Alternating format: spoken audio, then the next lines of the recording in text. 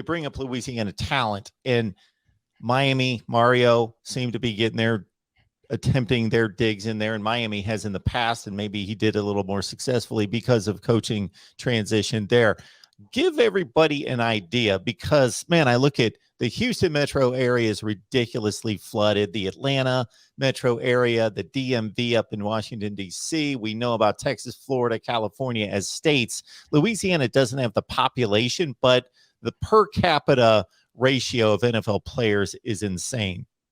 Yeah, so this is what we do on our channel, right? We go really, really deep on LSU football. It's like just craziness. So if you are a diehard LSU football fan, and you've watched our channel before, you know what I'm about to say as far as the state of Louisiana is concerned. Now, it's going to come off as biased, okay? But there is something mythical about a Louisiana 3-star, right? So, yes, we have 3-stars that pop up all around the country, okay? You have Patrick Mahomes, J.J. Watt, whoever you want to mention, right?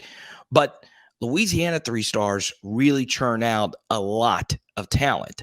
And what's really interesting about it is there are two different Louisianas, right? You have South Louisiana, and then you have North Louisiana. And they seem like two different places, right? You always hear this quote, if you pass Alexandria, which is near the center of the state, you're going into a new state. And look, North Louisiana has produced so many great players, some of the best players. Andrew Whitworth, who's about to play in the Super Bowl, Jacob Hester, Devin White, Morris Claiborne was a 3-star out of North Louisiana who won the freaking Thorpe. It's crazy, right? There's all these amazing players, and LSU just has a stranglehold on the state, or at least we think they have. You know, this was the first year where in quite some time you saw so many players leave the state. And once again, it was just that transition year. So there is, you know, Mark, for people that don't follow LSU, there is always this argument amongst LSU fans, particularly ones that live in Louisiana. Why do we have such a national blueprint when so many 3-stars are so freaking good, and they go to a different school and they ball the freak out? Now, this is where it gets spicy, okay? What could happen, and what we did see in this first year of the transfer portal, were a lot of the Louisiana 3-stars that were shunned and weren't really pursued that heavily by LSU.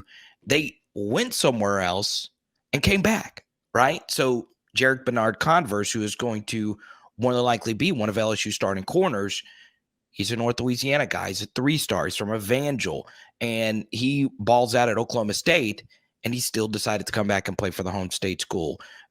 Greg Brooks and Joe Fuchsia, who went to Arkansas, and they were lower-ranked recruits. Joe was actually offered by LSU, but still, the point is that they still came back. So we could be in a spot now, Mark, where the transfer portal really does help out LSU, because there is so much talent that leaves the state and they turn out to be really, really good football players elsewhere.